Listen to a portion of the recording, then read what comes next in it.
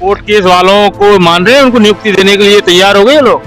बिल्कुल court case वालों के लिए जो जो हमारे कमिटी जो लोग गए थे उनके कोर्ट केस वालों के प्रति काफी सकारात्मक वार्ता हुई है। नमस्कार, मैं जितेंद्र शर्मा।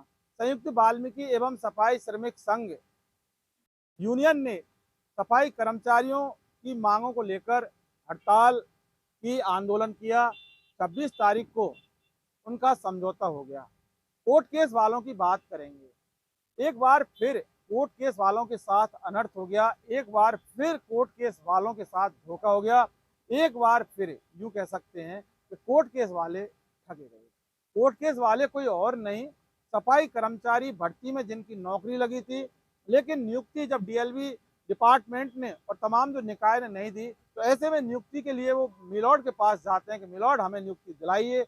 मिलॉर्ड यानी कि जज साहब ने आदेश पारित किए इनको नियुक्ति दी जाए, लेकिन उनको नियुक्ति नहीं मिली। 2012 और 2018 कोर्ट केस वालों की बात करते हैं, एक दो नहीं पूरे 5000 नियुक्ति वाले जो कोर्ट केस वाले हैं वो अभी भी दर दर की ठोकर खा रहे हैं। देखिए, समझौते की बात यहाँ क्यों कर रहे हैं हम?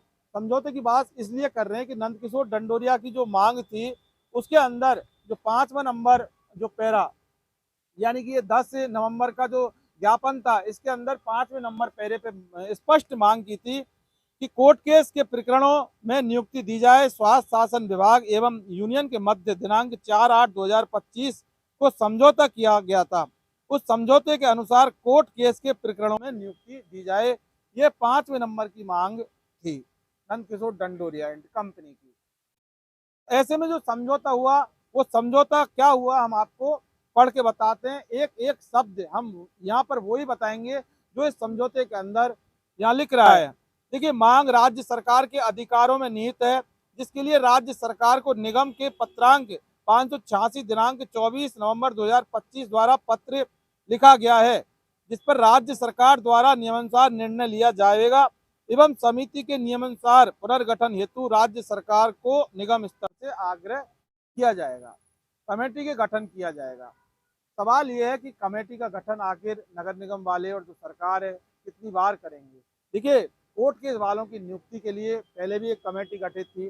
बात आती है 4 अगस्त 2024 के समझौते में। सीधा सीधा जो 2 नंबर का बिंदु था उसमें कोर्ट केस वालों को नियुक्ति देनी थी और नियुक्ति 368 अभ्यर्थी हैं उनको देनी थी, लेकिन सिर्फ 2 नियुक्ति दी गई। धनेंद्र तेजी एक बार फिर चले गए, धनेंद्र तेजी एक बार फिर ठगे गए। धनेंद्र तेजी का जिक्र यहाँ इसलिए करना जरूरी होता कि कोर्ट केस वालों की अगुवाई वो बढ़ चढ़कर आगे से आगे करते रहे।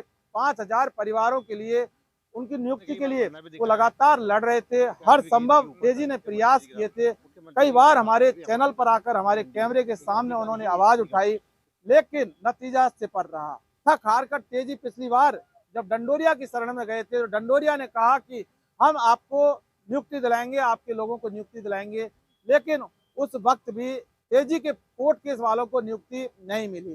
तो यही वो 4 अगस्त 2024 का समझौता था जिसमें 368 को नियुक्ति देनी थी। एक बार फिर तेजी ने अपनी छाती पक्की की और डंडोरिया के आंदोलन के साथ लगे थे जो सफाई कर्मचारियों को लेकर जो मांग पत्र 11 सूत्री मांग। तो ऐसे में 5वें नंबर पर कोर्ट केस वालों की मांग डंडोरिया ने रखी जरूर थी, लेकिन 26/11/2025 के समझौते में कुछ भी नहीं मिला। कोर्ट केस वालों को मान रहे हैं, उनको नियुक्ति देने के लिए तैयार हो गए लोग।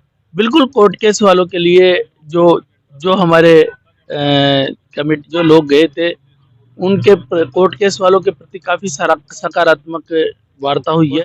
यानी राज्य सरकार के अधीन अगर ये कोर्ट केस वाले हैं तो फिर डंडोरिया के आंदोलन से कोर्ट केस वालों का क्या लेना देना था?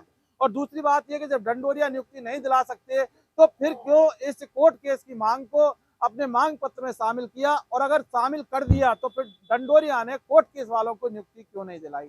अपने आप में बहुत बड़ा सवाल है। हालांकि धनेंद्र तेजी जो कोर्ट केस वालों के नेता हैं, इन्होंने सरकार का जो ये समझौता हुआ, निगम का समझौता हुआ, उस दिन 26 तारीख को काफी विरोध किया, पुरजोर विरोध किया कि हम इस समझौते को नहीं मानने वाले हैं, हमारे साथ धोखा हुआ। क्योंकि कहते हैं ना कि आंखों देखे मक्खी नहीं निगली जाती। तेजी के साथ जो वाकया है वो यही हुआ था और तेजी को लगा कि अब ऐसे में पार नहीं पड़ेगी और विरोध के अलावा तेजी के पास कुछ नहीं बचा।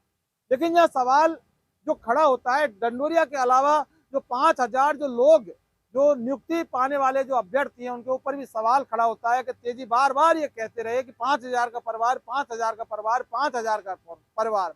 लेकिन इस बार जो 17 नवंबर से जो हड़ताल चली थी, आंदोलन चला था, उसमें 5,000 परिवार में से 5 आदमी भी तेजी के साथ नहीं थे। 5 तो बहुत दूर की बात है, तेजी के साथ कोई भी कोर्ट केस वाला नहीं था तो सिर्फ और सिर्फ तेजी अकेला था। तेजी अकेला आता और अकेला जाता।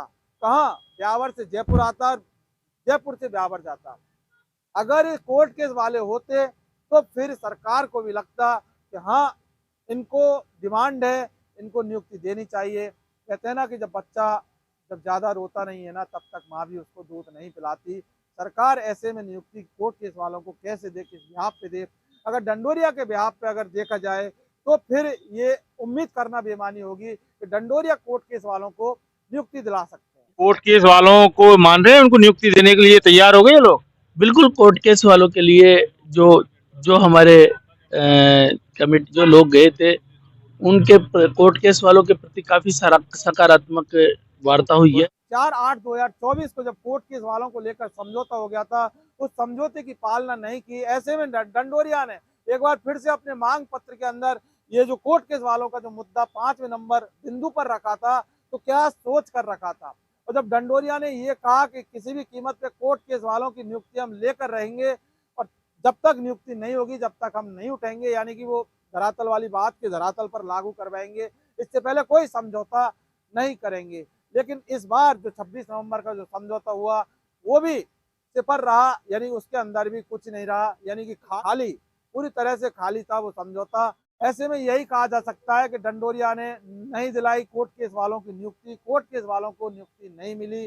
कोर्ट केस वालों की नियुक्ति कब मिलेगी, बहुत बड़ा सवाल है। कोर्ट केस वालों का बहुत बड़ा दर्द है, कोर्ट केस वालों के परिवारों पर बहुत ज्यादा संकट गहरा गया है। लेकिन बार बार आंदोलन हड़ताल में हिस्सा लेकर कोर्ट केस वाले आखिर चले जाते हैं, तो इसका सबसे बड़ा जो गुनाहगार और जिम्मेदार कौन है, ये हम नहीं कह सकते, ये आप तय कर सकते हैं, ये आप सोच सकते हैं और ये आप अच्छी तरह से जान सकते हैं।